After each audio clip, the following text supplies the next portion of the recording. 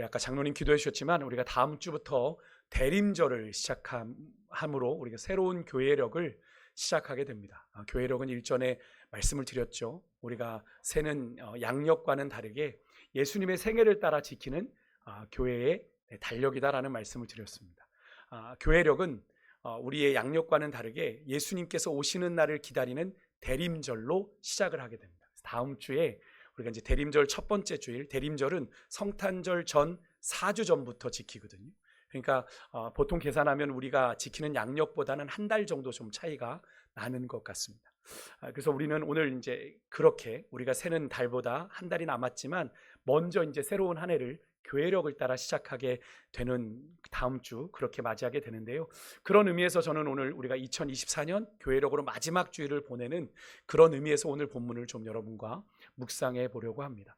오늘 본문은 요한계시록에 나오는 여러분이 잘 아시는 소아시아 지역의 7교회 중 하나인 버가모 교회를 향하신 하나님의 말씀이에요. 예수님의 말씀이죠. 여러분 지도를 좀 보시면 여러분 이제 해변가부터 처음에 뭐가 있죠? 에베소가 있고 그 위로 서머나가 있고 그 위로 버가모가 있고 이렇게 순서를 따라 편지가 전해집니다. 아마도 이 선이 그어진 U자로 이렇게 그어진 선을 따라 편지가 이렇게 계속 거리를 따라 전달된 것으로 보여지는데요.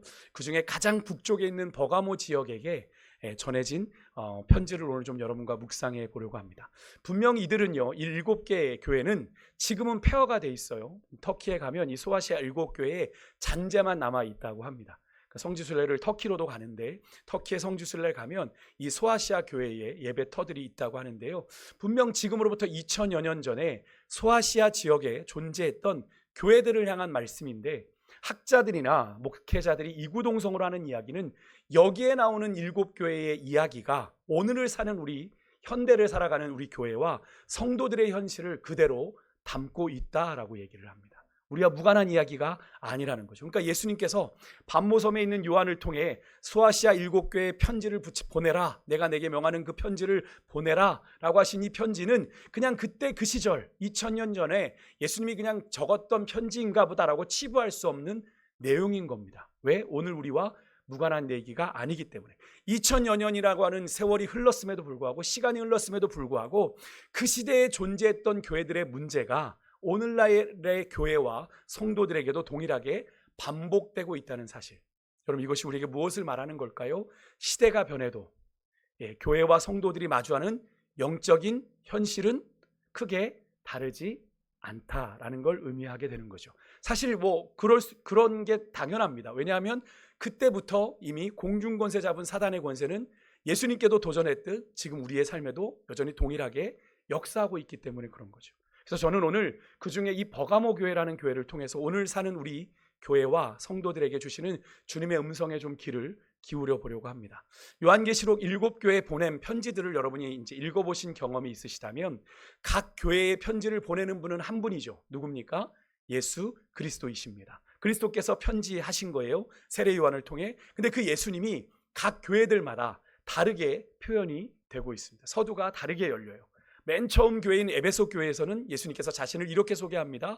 오른손에 7뼈를 붙잡고 7 금촛대 사이를 거니시는 이로 자신을 소개하세요. 그 다음에 서머나 교회에서는요, 자신을 처음이요 마지막 죽었다가 살아나신 이다 라고 소개를 합니다. 예수님께서 당신을 각 교회의 형편과 사정에 따라 다르게 소개하고 계시다는 걸 우리가 볼 수 있는데요. 아마 그 교회가 경험해야 되는 예수님, 만나야 하는 예수님, 고백해야 하는 예수님을 그렇게 예수님께서 계시하여 보여준 것이라 생각이 되는데요. 그렇다면 여러분의 인생의 예수님은 어떤 분이십니까? 어떤 분으로 여러분은 예수님을 고백하고 계세요? 베드로가 고백한 정답 말고요. 주는 그리스도시요 살아계신 하나님의 아들입니다라고 하는 그런 말씀을 암송해서 고백하는 거 말고 여러분의 마음 깊은 곳에서 여러분이 고백하는 예수님은 어떤 분이십니까? 여러분은 어떤 예수님을 만나셨어요? 멀리 보지 말고 특히 올 한 해 2024년 여러분에게 예수님은 어떤 분이셨는지를 올해가 가기 전에 좀 진지하게 묵상해 보셨으면 좋겠습니다. 내가 만난 하나님, 막연하게 내가 믿는 하나님을 막연하게 고백하지 마시고 나만의 하나님이잖아요. 나만의 주님이지 않습니까? 내가 고백하는 주님은 어떤 주님인지를 여러분이 좀 묵상해보는 시간이 되기를 원합니다. 왜냐하면 그 고백이 바로 여러분의 예수님을 향한 여러분의 신앙 고백이기 때문에 그렇습니다. 여러분 주님이 인정하시는 고백 주님께 드리실 수 있기를 주의 이름으로 축복합니다.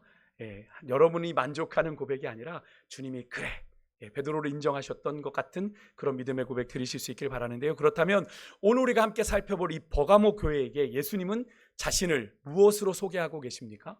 무엇으로 얘기하세요? 12절에 보니까 이런 표현이 나옵니다. 좌우에 날선검을 가지신 이라고 예수님 자신이 자신을 스스로 계시하여 말씀하십니다. 왜 버가모에는 예수님이 이렇게 자신을 소개하셨을까요? 왜 예수님께서 자신을 이렇게 말씀하셨을까요? 당시에 버가모는요, 앞에 언급했던 에베소, 서머나 다음으로 소아시아에서 가장 번영한 도시였습니다. 가장 잘 사는 도시였다라는 거예요. 특히나 로마 총독이 거기에 거주하고 있었고요. 소아시아에서, 그러니까 로마에서 직할로 보낸 총독이 다스리고 있는 도시였을 뿐 아니라 소아시아에서 가장 먼저 로마 황제를 얘를 숭배하기 위한 신전을 지은 곳이 바로 버가모입니다.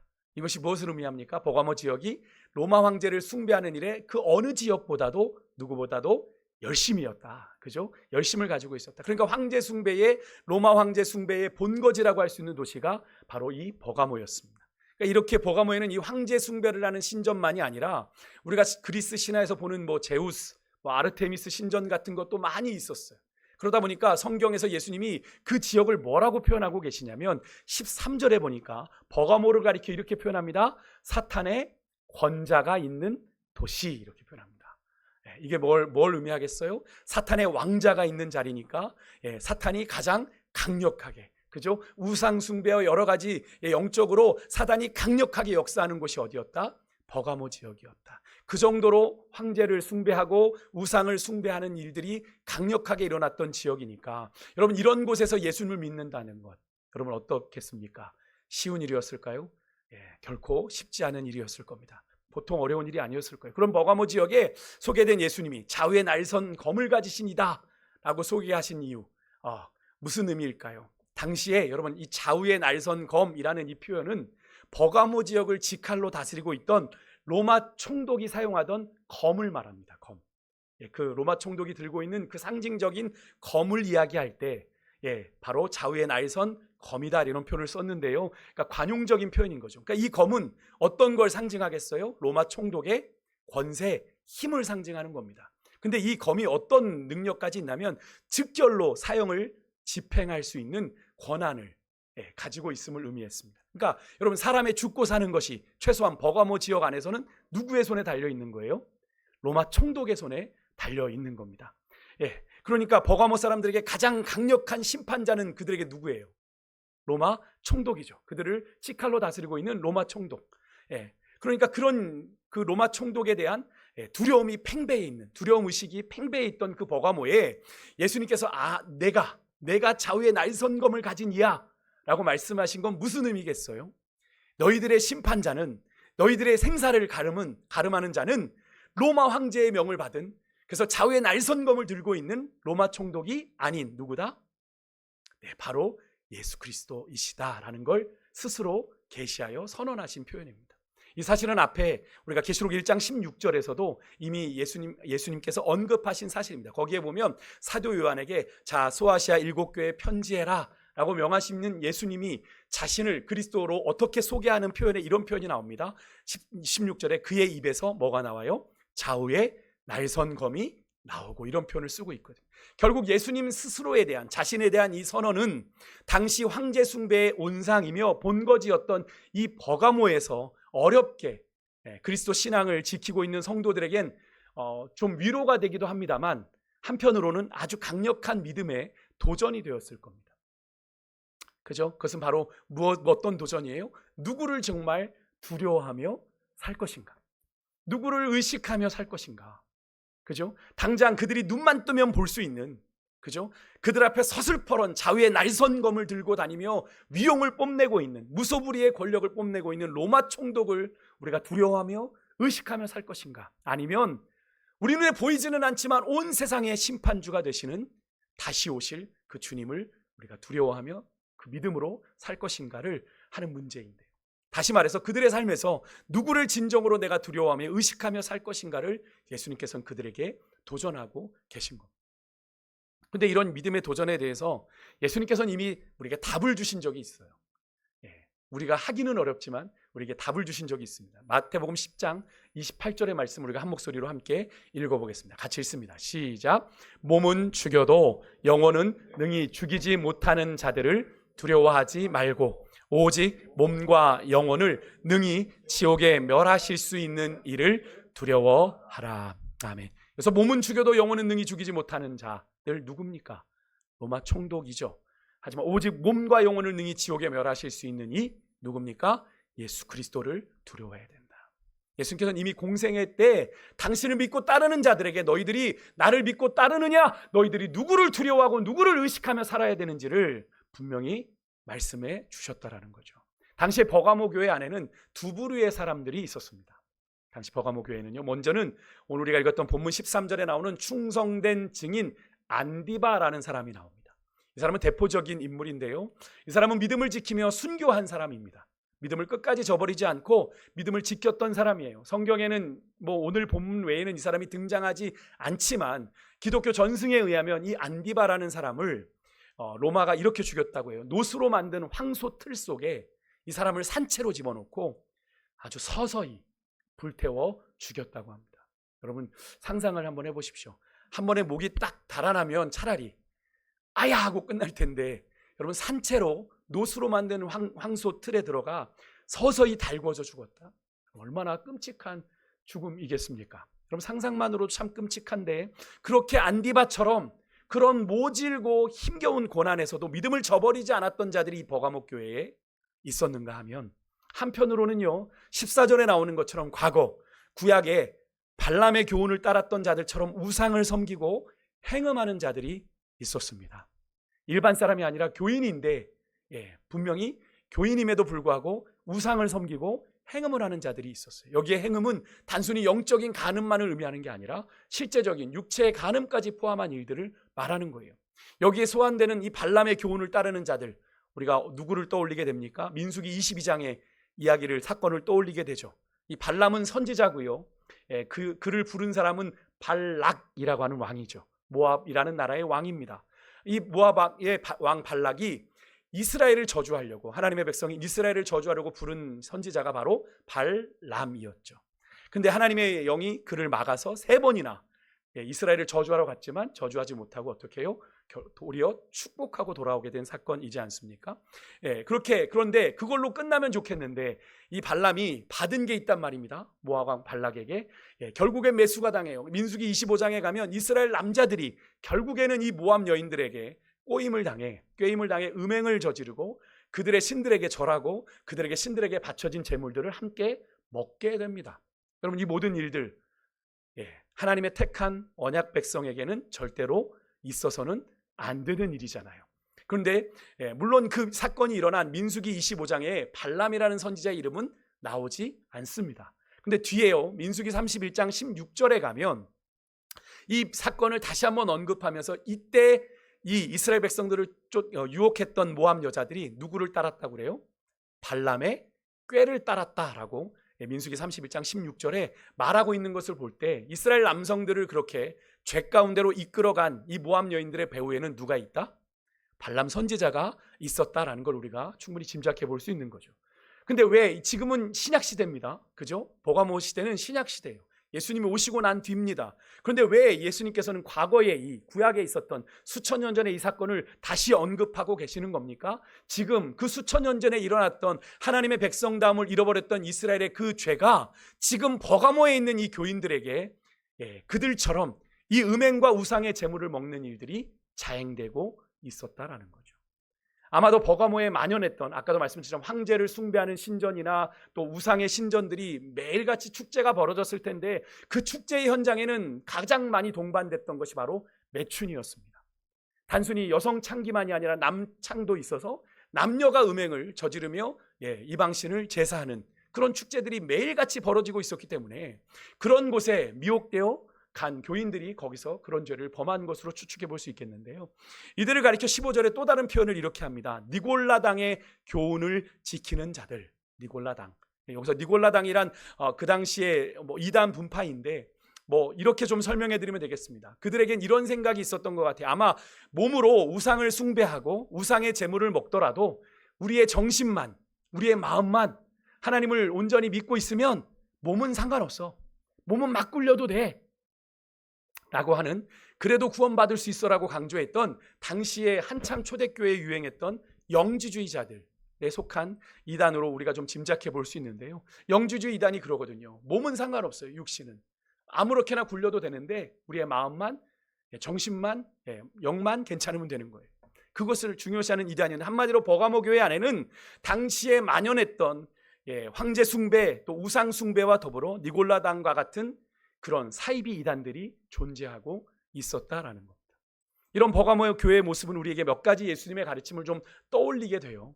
여러분, 이것이 근데 그 당시 버가모 교회에만 일어난 일일까요? 여러분, 마태복음 13장에 보면 예수님께서 우리가 잘 아는 씨 뿌리는 비유, 길가에 돌짝밭에 가시덤불에 씨를 뿌리고 옥토에 씨가 뿌려지는 이야기를 마치시고 자연스럽게 밭에 대한 이야기를 예수님이 하십니다. 천국은 좋은 씨를 제밭에 뿌린 사람 같다라고 표현을 하시면서 천국이 어떤 곳인지를 이야기해 주시는데, 그러면서 이렇게 말씀하세요. 사람이 잘 때에 원수가 와서 곡식 가운데 가라지를 덧뿌리고 갔다. 가라지를 영어로 보니까 위드라는 영어를 쓰니까 잡초 같은 거예요. 열매를 맺지 못하는, 땅만 잡아먹는, 그러니까 그렇게 잘 때 원수가 와서 한 일이라 몰랐는데 밭에 싹이 나고 결실할 때쯤 되니까 그제서야 뭐가 보이는 거예요? 가라지가 뿌려졌음을 알게 되는 거예요. 분명 종들은 이렇게 얘기합니다. 주인에게, 우리가 분명히 좋은 씨만 뿌렸는데요, 왜 우리 밭에 가라지가 생긴 겁니까? 주인이 이야기합니다. 원수가 와서 뿌리고 갔다. 그때 종들이 주인에게 이 가라지들을 그럼 뽑을까요? 라고 얘기하니까 주인이 종들에게 이렇게 말합니다. 이건 좀 우리가 같이 읽었으면 좋겠어요. 마태복음 13장 29절 30절의 말씀입니다. 같이 읽습니다. 시작. 주인이 이르되 가만두라. 가라지를 뽑다가 곡식까지 뽑을까 염려하노라. 둘 다 추수 때까지 함께 자라게 두라. 추수 때에 내가 추수꾼들에게 말하기를 가라지는 먼저 거두어 불사르게 단으로 묶고 곡식은 모아 내 곡간에 넣으라 하리라. 아멘. 여러분, 우리가 이 비유에서 영적인 중요한 사실을 하나 깨달아야 되는데, 좋은 씨를 뿌려도 가라지가 생긴다라는 거예요. 여러분, 하나님께서 우리에게 주신 이 천국 영생의 좋은 복음의 좋은 씨를 뿌려도 가라지가 생길 수 있습니다. 누가 존재하니까? 원수가 존재하니까. 우리가 인식하든 인식하지 못하든. 근데 여러분, 이 밭을요, 우리가 교회로 한번 생각해 봅시다. 교회로. 그죠? 복음의 씨앗이 뿌려진 교회. 그죠? 근데 여러분, 교회에 하나님의 말씀을 통해서 좋은 씨가 뿌려져도 얼마든지 교회 안에도 뭐가 생길 수 있다? 가라지가 생길 수 있다. 가라지가 생길 수 있다. 여러분, 그 정체가 언제 밝혀져요? 그 가라지의 정체가 추수 때가 임박해서 열매 맺을 그때에, 추수 때에 종들이 가라지가 보이나 뽑아낼지 모르지만 주인이 곡식까지 상한다. 조금만 기다렸다가 추수 때에 가라지를 먼저 뽑아 불사르게 묶어주고 곡식은 곡간에 모아 드리자 명하는데, 여러분, 여기서 추수 때는 언제를 명하는 겁니까?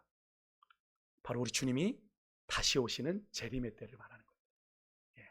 이미 임한 하나님의 나라가 아직 완성되지 않았는데 그 천국이 완성되는 그때를 말하는 거죠. 주님이 심판하러 이 땅에 다시 오시는 그 재림의 때를 말하는 건데, 여러분, 그때 우리의 믿음이 제대로 판가름 난다는 거예요. 여러분, 이 사실은 오늘 우리가 교회와 성도들의 모습과 결코 무관하지 않습니다. 조금은 불쾌하실 수 있을지 모르겠어요. 나 이렇게 교회 열심히 다니는데. 여러분, 우리의 영적인 현실을 제대로 직시할 수 있었으면 좋겠습니다. 여러분, 우리가 함께 모여 예배를 드리고 있지만 우리 모두가 다 구원받은 사람입니까? 조금 전 비유를 떠올려 본다면 아닐 수 있는 거죠. 교회 다닌다고 구원받는 게 아니에요. 교회 다니는 게 구원의 조건이 아닙니다. 여러분, 어떻게 해야 돼요? 믿어야 구원받는 거잖아요. 예배 자리에 앉아 있다고 구원받는 게 아니라. 그럼 여러분은 곡식입니까? 여러분은 가라지이십니까? 여러분, 구원은 믿음으로 받습니다. 근데 여러분, 이 믿음에는 구원받은 결과로 나타나는 믿음의 열매, 믿음의 실천이 있어야 돼요. 믿음의 행위가 있어야 돼요. 물론 믿음의 행위가 완전할 수 없습니다. 하나님이 우리에게 요구하시는 건 완전이 아니라고 말씀드렸어요. 주님 앞에 우리는 완전할 수 없는 존재입니다. 연약한 존재예요. 근데 주님은 우리의 뭘 보시는 거예요? 겉으로 드러난 모습이 아니라 여러분 우리의 중심을 보시잖아요. 그러니까 믿음의 행위가 우리의 삶에 없다면, 우리가 고백하는 믿음에 따른 그런 믿음에 걸맞는 행위가 없다면 우리의 믿음에 대해서 여러분 이 시간 우리가 의심을 좀 해봐야 돼요. 내 믿음이 바로 서 있는가? 왜냐하면 그 믿음은 잘못하면 우리가 껍데기만 붙들고 있는 것일 수 있거든요. 여러분 세상에서 거리낌 없이 죄를 집니다. 아무런 마음에 부담 없이 악행을 저질러요. 예수 믿는다고 하면서 교회 중직자면서 불법을 저지르면서 그게 하나님 복이래요. 세상은 손가락질하는데 여러분 그게 복입니까? 하나님 영광 가리고 있는데 그게 어떻게 복이에요? 근데 그렇게 자기 신앙에 자기 신앙에 취해서 자기의 믿음을 오해하는 분들이 종종 존재해요. 그럼 제가 말씀드린 거 실제로 있는 일들이에요. 여러분 주님의 말씀과 전혀 상관없이 삽니다. 나는 믿음이 있다고 얘기해요. 그런데 전혀 상관없는 삶을 살면서 나는 믿음이 있다고 얘기합니다. 여러분 그게 진짜 믿음입니까? 물론 사람이 볼 때는 교회도 다니니까 봉사도 하니까 믿음 있네 라고 볼 수 있겠지만 주님은 어딜 보세요? 우리의 중심을 보시는 거예요. 그래서 누군가의 믿음에 대해서 우리가 함부로 이야기할 수는 없지만 주님은 다 아시는 거죠. 여러분 그렇게 온전한 믿음의 행위가 없는 것, 믿음의 삶이 나타나지 않는 건 올바른 믿음이 아닙니다. 진짜 믿음은 누가 인정하셔야 돼요? 사람이 인정하는 게 아니라 주님이 인정하시는 믿음이어야 돼요. 우리가 주님이 인정하시는 믿음에 살아가고 있는지를 늘 우리는 점검해야 되는 거예요. 여러분과 저의 믿음은 어떠합니까?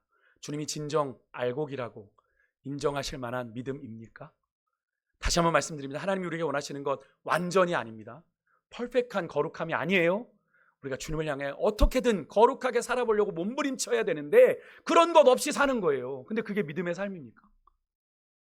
그렇게 살지 않으니까 주님께서 그런 인생들을 향해 어떻게 해요? 징계의 회초리를 드시는 거잖아요. 여러분 교회 안에서도요. 여러분 예수님 말씀하신 것처럼 양도 있고 염소도 있어요. 알곡도 있고요. 쭉정이 가라지도 있어요. 여러분 이걸 절대로 잊으시면 안 돼요. 내가 교회 안에 앉아 있으니까 노아의 방주 탄 것처럼 살아남겠지 그렇게 생각하시면 안 돼요. 구원은 믿음으로 받는 겁니다. 교회 다니는 것으로 받는 게 아닙니다. 여러분 추수 때 판가름 나요. 여러분 우리가 추수 때가 오기 전에 우리에게는 뭡니까? 영적인 기회이죠. 여러분 갈라디아서에 보면 우리가 선을 행하되 그죠? 기회 있는 대로 사람들에게 선을 행하되 낙심하지 말지니 때가 이름에 거두리라 말씀하신 말씀이 있어요. 여러분 여기서 선은 무엇을 말합니까? 제가 지난주에 하이델베르그 요리 문답을 통해서 선행이 뭔지를 말씀드렸어요. 단순히 착한 일을 행하는 게 아니다.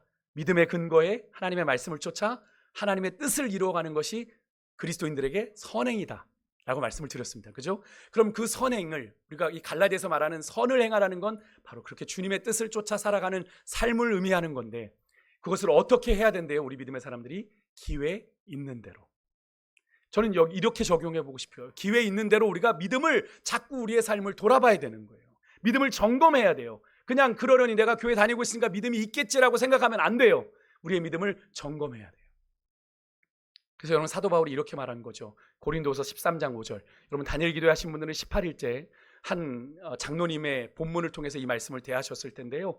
여러분 이 말씀 한번 같이 한번 읽어보겠습니다. 같이 읽습니다. 시작. 너희는 믿음 안에 있는가? 너희 자신을 시험하고 너희 자신을 확증하라. 예수 그리스도께서 너희 안에 계신 줄을 너희가 스스로 알지 못하느냐? 그렇지 않으면 너희는 버림받은 자니라. 여러분 이게 누구에게 한 말이에요? 교회 밖에 있는 사람들에게 한 이야기입니까? 교회에 있는 성도들에게 한 이야기입니다. 고린도 교회 성도들에게. 교회 안에 있으면 나는 그래도 버림받지는 않았겠지라고 생각하는 자들에게 사도 바울은 뭐라고 말합니까? 너희 안에 그리스도께서 계신 걸 모르면 너희는 교회 안에 있는지 모르지만 버림받은 자들이야 라고 사도 바울은 얘기하고 있는 겁니다.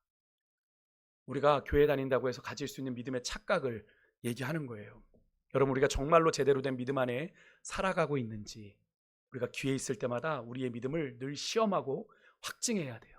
특별히 우리가 그 장로님을 통해서도 들었지만 우리의 인생에 위기를 만날 때, 고난을 만날 때가 우리의 믿음의 진가가 드러나는 때이잖아요.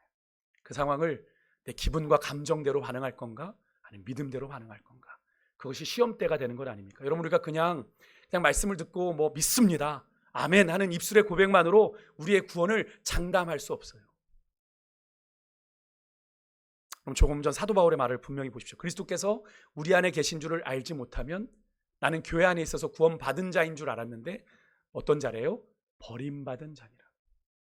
버림받은 자니라. 정말 무섭고 두려운 말씀이지 않습니까? 그렇지만 이 말은 우리가 예수 그리스도께서 우리 안에 살아 계시다는 사실을 우리는 어떻게 하며 살아야 된다는 어떻게 살아야 된다는 거예요? 인식하고, 내 안에 그리스도께서 살아 계시다는 사실을 인식하고 살아야 되는 믿음의 사람이라는 말씀이죠. 여러분은 어떠십니까? 여러분 안에 예수 그리스도께서 살아 계심을 늘 인식하고 그렇게 살아가고 계십니까? 설교를 시작하면서 버가목 교회에 예수님께서 자신을 자외의 날선 검을 가지신 이라고 소개하신 그 질문에 던지었던 그 질문, 우리가 무엇을 두려워하며 사는가, 무엇을 의식하며 사는가의 질문이 다시 재차 반복되고 있는데 여러분의 믿음은 어떠하십니까? 버가목 교회의 이야기는 딱 그 질문으로 기결됩니다. 당신은 어떤 선택을 할 것인가? 오늘 우리 교회와 성도들에게 질문하고 있는 게 이 버가목 교회의 이야기예요. 다시 오늘 본문으로 돌아와서 여러분 버가목 교회 상황을 한번 떠올려 보시면 한쪽은요, 믿음을 위해 죽음까지도 각오합니다. 우상숭배, 황제숭배를 거부해요. 그러면 사실 사회적인 불이익, 여러 가지 경제적인 불이익이 되게 많을 텐데 그럼에도 불구하고 믿음을 지키는 자들이 있는가 하면 다른 한쪽은 우상숭배해도 괜찮아, 몸은 아무래도 괜찮아, 그냥 마음만 괜찮으면 괜찮아 라고 가르치니 그 안에 얼마나 믿음의 갈등들이, 치열한 영적 전쟁이 있었겠습니까? 누가 옳은 걸까요? 예수님께서 뒤에 이들을 향해 회개하라고 말씀하시는 걸 보니까 누구에게 말씀하시는 거죠? 우상숭배하고 행음하는 자들에게 이야기하는 거죠. 그런데 여러분, 왜 이런 갈등 속에서 버가목 교회 성도들은 오늘 예수님께서 말씀하신 것처럼 발람과 니골라당의 교훈을 따라갈 수밖에 없었던 걸까요? 황제숭배, 우상숭배를 거부함으로 당하는 그 박해가 너무나 힘겨웠어요. 그래서 조금 타협한 거죠.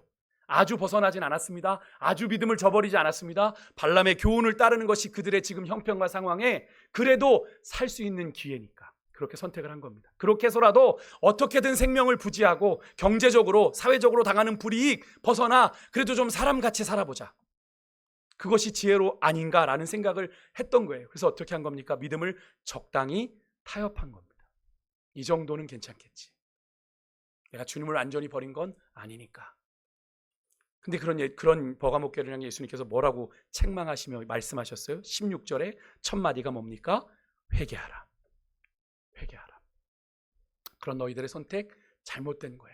회개하지 않으면 하나님께서 당신의 이 말씀의 권능으로 그들과 친히 싸우시겠대요. 그러면서 17절엔 이렇게 말씀하십니다. 그래도 끝까지 견디는 자, 이기는 자에게는 만나, 감추어진 만나와 이름이 적힌 흰돌을 내게 주시겠다고 말씀하시는데 조금은 뜬금없어요. 왜 갑자기 만나를 이야기하시는 걸까요? 그럼 만나는 여러분 아시는 것처럼 출애굽한 이스라엘 백성들이 광야 40년 동안 먹었던 하늘의 양식이죠. 근데 여기서 왜 예수님은 만나를 갑자기 구약에 있는 만나를 언급하신 걸까요? 버가목 교회가 결국 뭐에 흔들렸는지 아십니까? 여러분 먹고 사는 문제.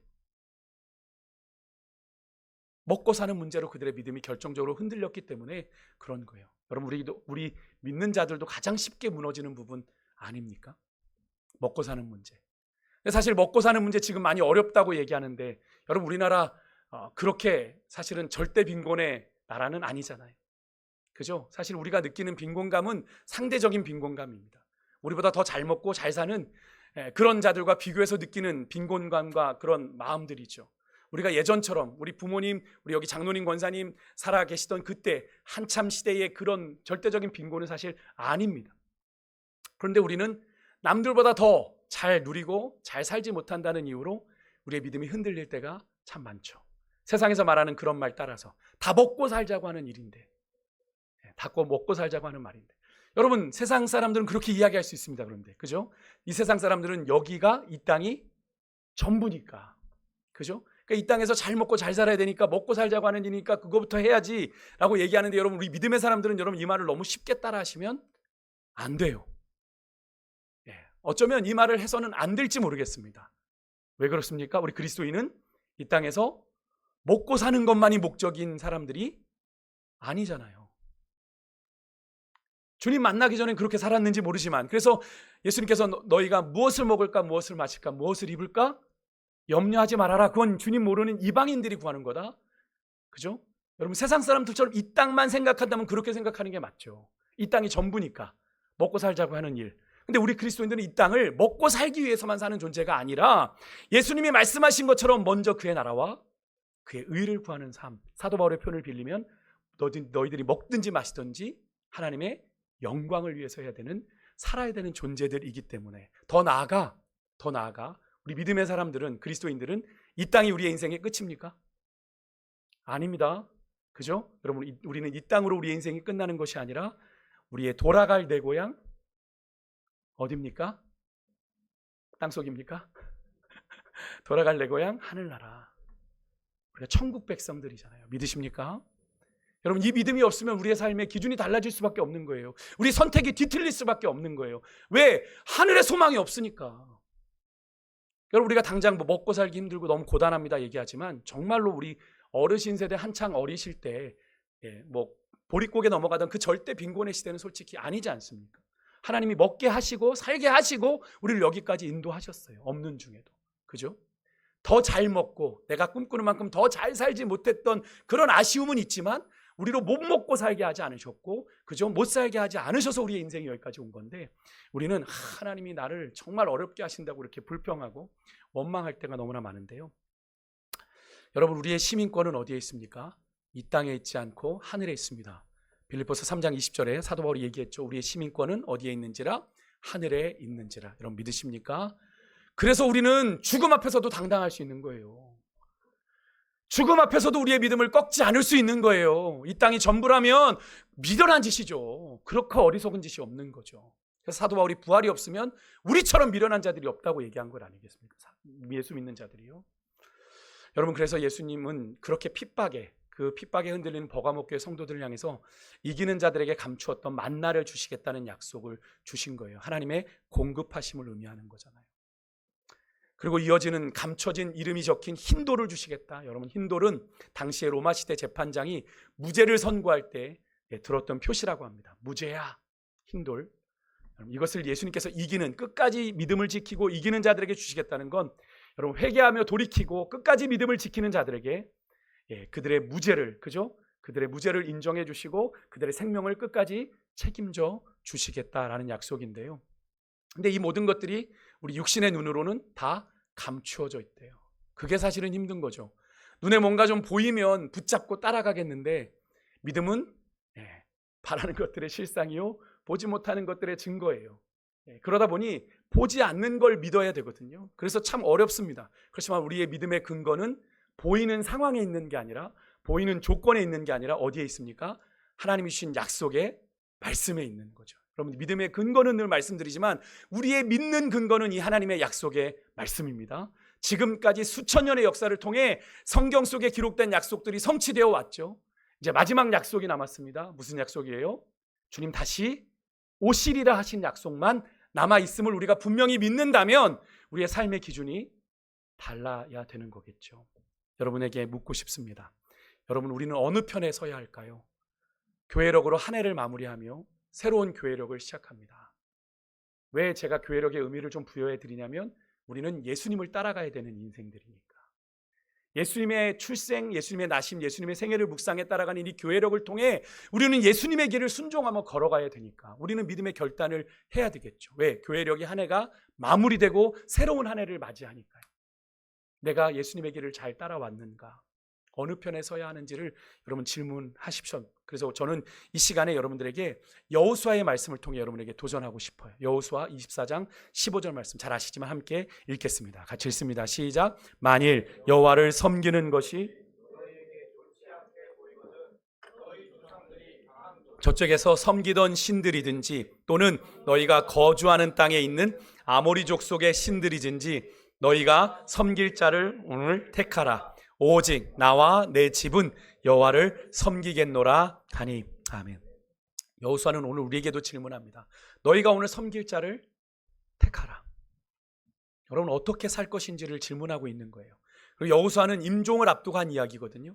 오직 나와 내 집은 여호와를 섬길 거다. 내가 비록 죽지만 내 자손들은 여호와를 섬기는데, 여러분, 이 이야기의 시점이 어느 때인지 아십니까? 가나안 땅, 약속의 땅, 정복 전쟁 다 마치고 정착하는 시기입니다. 유랑생활, 방랑생활 끝내고 정착해요. 정착이라는 건 뭘 의미합니까? 안정된다는 의미죠. 여러분, 안정되면 어떻게 됩니까? 우리의 마음이 나태해지죠. 그래서 여호수아가 그 시점에 다시 한번 이스라엘에게 도전한 겁니다. 너희들이 이제 정착해서 너희들에게 주신 하나님이 약속의 땅에서 너희들의 삶을 살아가게 될 텐데 너희들이 이제 어떻게 누구를 섬길 것인지를 택해야 돼.